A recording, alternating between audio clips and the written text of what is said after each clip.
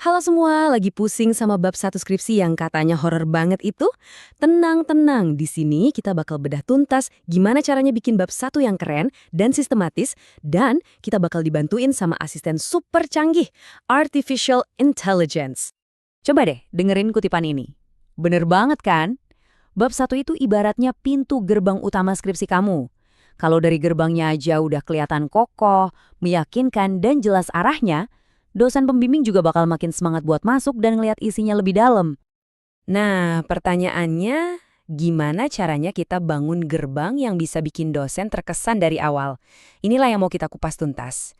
Kita bakal lihat gimana caranya mengubah ide yang masih ngawang-ngawang jadi sebuah struktur yang logis, langkah demi langkah. Oke, kita mulai dari yang paling dasar ya. Tantangan pertama, dan biasanya yang paling bikin pusing, itu adalah mengubah topik yang masih luas banget jadi satu masalah penelitian yang tajam dan fokus. Nah, dalam perjalanan ini, AI bakal jadi copilot kita. Ada satu konsep kunci nih yang wajib banget kamu ngerti, yaitu breakdown permasalahan. Ini tuh seni buat memecah satu masalah raksasa jadi potongan-potongan kecil yang lebih gampang diurusin. Kenapa ini penting banget? Soalnya dari sinilah arah penelitian kamu bakal terbentuk. Jadi lebih fokus gitu. Caranya gampang banget sumpah. Cuma 3 langkah praktis. Pertama, kamu sebutin aja topik umum kamu. Kedua, kasih perintah atau prompt yang spesifik ke AI. Ketiga, dari jawaban si AI, kamu bisa langsung nyusun pertanyaan-pertanyaan penelitian. Simpel kan? Biar gampang, kita pakai contoh kasus aja ya, biar kebayang. Misalkan judul skripsi kita adalah Sistem Pendukung Keputusan untuk Menentukan Dosen Terbaik di Universitas XXX menggunakan metode COPRAS. Agak panjang ya, tapi kita akan bedah ini. Nah, ini dia nih magic tricknya. Lihat deh promptnya. Kita nggak cuma nanya, tapi kita nyuruh AI buat berperan sebagai dosen pembimbing skripsi. Dengan ngasih peran kayak gini, AI jadi ngerti banget konteksnya. Terus kita minta 3-5 masalah spesifik aja. Jelas dan to the point. Dan boom, ini hasilnya. AI langsung mecahin topik besar tadi jadi poin-poin masalah yang super jelas dan bisa diteliti. Mulai dari belum adanya sistem, penilaiannya masih subjektif, sampai bobot nilainya ndak jelas. Gimana? Yang tadinya kelihatan gede dan ribet, sekarang jadi potongan-potongan kecil yang jelas banget kan? Oke, masalahnya udah kita pecah-pecah. Sekarang waktunya kita bangun fondasinya, yaitu latar belakang. Anggap aja ini bagian di mana kita ngedongeng. Kita cerita kenapa sih penelitian ini tuh penting banget buat dilakuin. Struktur nulisnya gimana? Pakai aja konsep piramida terbalik ini, gampang banget ngikutinnya. Kita mulai dari yang umum dulu, terus makin ngerucut ke masalah yang lebih spesifik, dan di ujungnya kita tembak langsung ke inti penelitian atau judul skripsi kita. Nah, sekarang lihat deh prompt super canggih ini. Kita nggak cuma minta tolong buatin latar belakang, tapi kita kasih aturan main yang super detail. Minta 4 paragraf, 5 referensi, plus gaya citasinya harus IEE. Ingat, makin spesifik kita minta, hasilnya bakal makin akurat. Dan hasilnya, cekidot.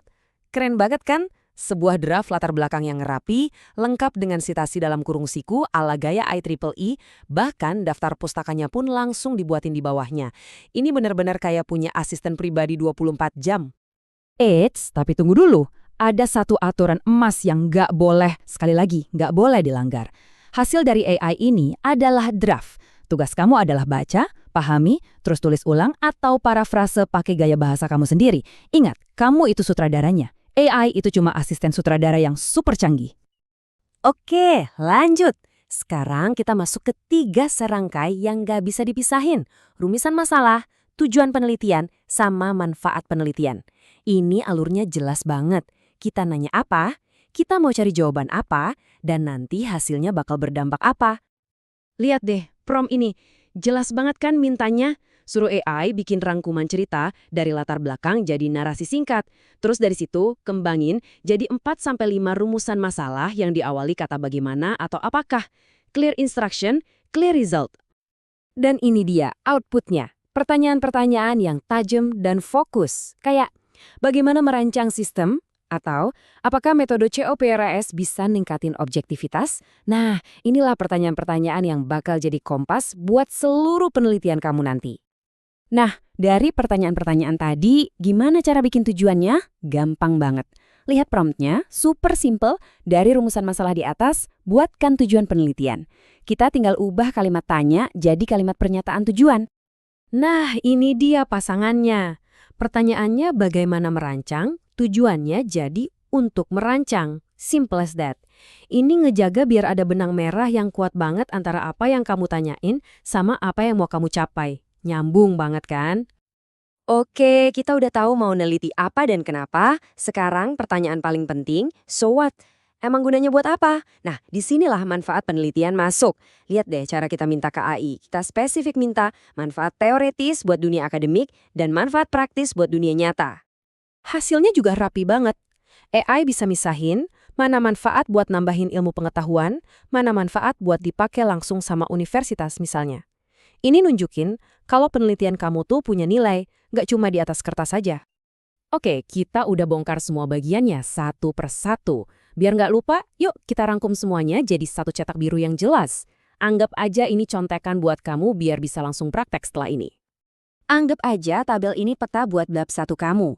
Latar belakang itu ceritanya, rumusan masalah itu pertanyaannya, tujuan penelitian itu misinya, manfaat penelitian itu dampaknya. Dan jangan lupa, batasan masalah itu pagarnya, biar penelitian kamu nggak kemana-mana. Simpan ini baik-baik ya. Sebagai penutup, ingat aja analogi keren ini. Bab 1 itu beneran kayak intro film. Kalau pembukaannya udah seru dan bikin penasaran, dosen pasti bakal lebih semangat buat nonton. Maksudnya baca. Sampai akhir. Dan ya, AI bisa banget bantu kamu bikin pembukaan yang nendang. Nah, sekarang semua udah ada di tangan kamu. Kamu punya pentanya, kamu punya senjatanya. Jadi pertanyaan terakhirnya bukan gimana caranya, tapi masalah apa yang bakal kamu pecahin pertama kali. Selamat berjuang dengan skripsimu.